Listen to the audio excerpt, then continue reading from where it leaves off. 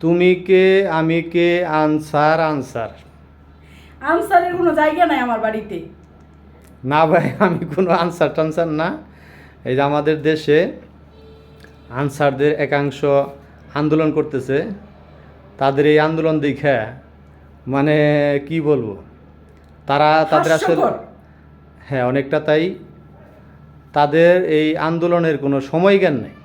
আন্দোলন দাবি দেওয়া সরকারের কাছে, যে কোনো প্রতিষ্ঠানের, যে কোনো মানুষের, যে কোনো পেশাজীবী থাকতেই পারে, কিন্তু পারে। সেটা সময় নির্ধারণ করতে হবে। দেশে একটা ভয়ঙ্কর রকমের স্মরণকালের একটা ভয়াবহ বন্যা পরিস্থিতি চলতেছে।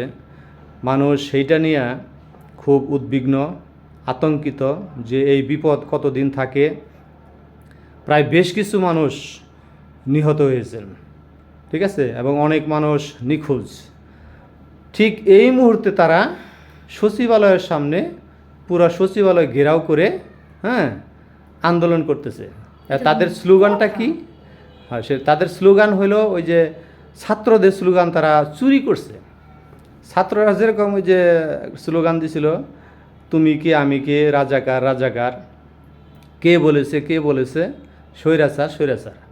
পরের দুইটা লাইন তারা বাদ দিয়ে সামনের দুইটা লাইন তারা চুরি করে সেখানে আনসার শব্দটা ব্যবহার করছে। নিজেদের কোনো ক্ষমতা হয় না এই যে নতুন করে একটা স্লোগান তৈরি করা, ঠিক আছে। যাই হোক, তারপরে তো এই ছাত্রদের সাথে একটা ধাওয়া পাল্টা দেওয়া হইলো, সংঘর্ষ হইলো, কিছু ছাত্র আহত হয়েছিল। পরবর্তীতে প্রচুর পরিমাণ ছাত্র একসাথে হয়ে তাদেরকে আবার সেখান থেকে পলায়ন করতে বাধ্য করছে। ওই যে ছেলেটার নাম কি? ওই ছেলেটা কিন্তু মারছে, আমি ইয়েতে দেখলাম। হাসনাত আবদুল্লাহ, উনি সমন্বয়ক হাসনাত আবদুল্লাহ, উনি এখন মোটামুটি মনে হয় ভালো আছে যতটুকু শুনলাম। উনি আঘাতপ্রাপ্ত হয়েছিল, আর ওনার চেয়ে তো বেশি আঘাতপ্রাপ্ত হয়েছে অনেকেই, যাদের অপারেশনও লাগবে, ঠিক আছে, নিউরো সার্জারি লাগবে যাদের, এরকম অসুস্থ হয়েছে অনেকে। তো এখন দেখো মানুষের জ্ঞান কি। আসলে মানে এই জ্ঞানের কথা যদি বলো, তাহলে আমি বলবো এদের কোনো জ্ঞানই নাই।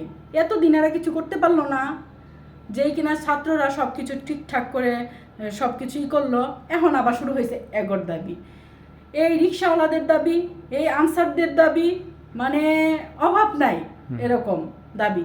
আস্তে আস্তে করে সব কিছুই করা হবে, অথচ বিগত সময় তো দিতে হবে বিগত নাকি? 15 বছরে কেউ কোনো কথাই বলতে কেউ পারে কোনো না। কথাই বলতে পারলো না। এখন যেই অন্তর্বর্তীকালীন কেবল যাত্রা শুরু করছে, আর এই দাবির শেষ সরকার নাই। যাত্রাটা শুরু করার পরেই তো বন্যা পরিস্থিতি শুরু হয়ে গেল।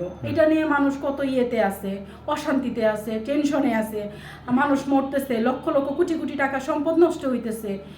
এই দিকে নজর না দিয়া তারা শুরু করছে তাদের দাবি মানতে হবে। আরে ভাই মানবে, কিন্তু একটু সময় তো দিতে হবে নাকি? কেবলমাত্র সরকারটা বসছে, তাইলে তাদের একটু সময় দিতে হবে, তার একটু সাহায্য সহযোগিতা করতে হবে। অনেক তো সম্পদ নষ্ট হয়ে গেছে দেশে, যখন ইনা ছাত্র আন্দোলন হয়েছে তখন নষ্ট হয়েছে, আবার বন্যার পরিস্থিতিতেও নষ্ট হয়ে গেছে।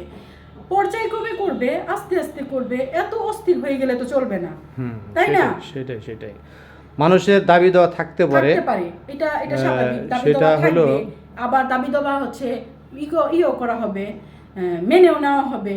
যেটা যৌক্তিক দাবি সেটা হ্যাঁ, সরকার বিবেচনা করবে। তাহলে এই যে রিক্সাওয়ালারা এরকম, তারপরে হচ্ছে আনসার লীগ এরকম, মানে এতদিন তো পারে নাই তারা, তাই না? তাহলে এখন এখন কেন এরকম? যাই হোক, আনসার লীগ আমরা না বলি, এটা ওই যে মানুষ ঝুঁকে ঝুঁকে বলে ফেলছে। যে আনসার এই লীগ। সব প্রতিষ্ঠানকে যদি আমরা লীগ বলে আখ্যায়িত করি, তাহলে আবার এই লীগের দলা বরংস আরো ভারী হয়ে যায়, বড় হয়ে যাবে। ঠিক আছে, দরকার নেই এটা বলা। এটা তুমি তালে তালে বলে ফেলছো, কারণ ওই যে টক শোতে বা কি বলে এরকম শুনি যে আনসার লীগ এরকম বলে, কি যেন সাদ্দাম রে এরকম ইয়েতে দেখলাম, ওই যে কলেজের ছাত্র লীগের যে কি যেন সাদ্দাম নামটা সভাপতি, উনার আর কি ছবি দিয়ে, সেটা আনসারদের ছবি দিয়ে আর কি এরকমই করছে যে হলো আনসার লীগ। হ্যাঁ, এইটা মানুষ কৌতূহলবশত অনেক কিছুই বলে। যাই হোক, এখন আনসারদের উচিত ছিল এই সময়ে, দেশের এই খারাপ পরিস্থিতির সময় দেশের মানুষের সাহায্যে এগিয়ে আসা, ত্রাণ কার্যে অংশগ্রহণ করা। যদিও আনসারের ডিজি বলছে যে এরা আসলে মূল আনসার ব্যাটালিয়নের কোনো না, এরা হলো অঙ্গীভূত সদস্য, তো আমি এই অঙ্গীভূত সদস্য মানে এই অঙ্গীভূত শব্দটার মানে ওইভাবে বুঝলাম না, যে আপনারা যদি কেউ বুঝে থাকেন তাহলে তাহলে কমেন্টসে কমেন্টস জানাবেন, কারণ এই শব্দটা আমার কাছে একদমই নতুন মনে হয়েছে। অঙ্গীভূত, আনসারের অঙ্গীভূত সদস্য, এই অঙ্গীভূত শব্দের মানেটা কি, এটা যদি কারো জানা থাকে তো কমেন্টসে জানাবেন।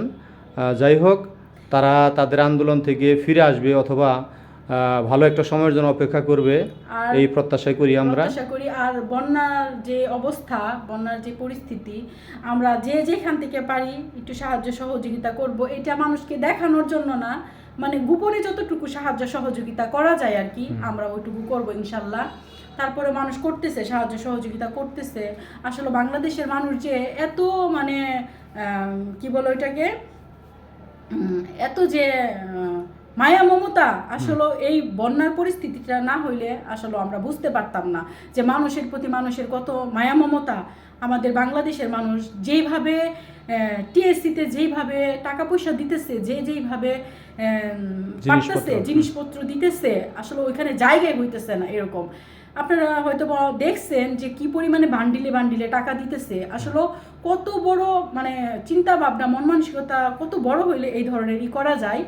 আর আসলে সবারই ইচ্ছা আছে, কিন্তু আসলে সামর্থ্য তো আর হয় না, সামর্থ্য তো আর সবার হয় না, সবার তো হয় না। তো যার যার এলাকায় যে যে সংগঠন মানে এই আয়োজনটা করে, মানে উদ্যোগ নেয়, তাদের সাথে শরিক হবেন, শরিক হইতে হবে। আর হচ্ছে নিজেরা যতটুকু পারেন যে যার জায়গা থেকে সাহায্য সহযোগিতা করবেন। আসলে তো মানুষ তো দেশে করতেছে। অনেক বড় বড় সংগঠন আছে, আপনার কাছে যেটা বিশ্বস্ত মনে হয় যে যাদেরকে তাদের সংগঠনে পাঠাবেন টাকা, অর্থাৎ আপনার 10 টাকা 20 টাকা 50 টাকা যাই দিলেন, আপনি অংশগ্রহণ করলেন কিনা এই বিপদের সময়, হ্যাঁ, এটাই সবচেয়ে বড় কথা। যার যার সামর্থ্য অনুযায়ী, কারো পার্সোনাল মোবাইলে না দিয়ে বরঞ্চ বিশ্বস্ত কোনো প্রতিষ্ঠানের মাধ্যমে যদি করা হয় সেটাই সবচেয়ে ভালো হয়। কারণ এখানে আমরা আমাদের এলাকায় শুনলাম কয়েকদিন আগে এখানে একটা হট্টগোল হয়েছিল, কে বা কারা নাকি ত্রাণের টাকা উঠাইয়া সেই টাকা খেয়ে ফেলছে। তো এরকম ঘটনাও ঘটে। এই জন্য আপনি যাচাই বাছাই করে আপনারা যে সমস্ত সংগঠনকে বিশ্বাসযোগ্য বলে মনে হবে সেই সংগঠনের মাধ্যমে আপনারা সাহায্য সহযোগিতা করবেন, এই তাই না? এই আহ্বান সবার প্রতি রেখে ভিডিওটা শেষ করছি আর কি।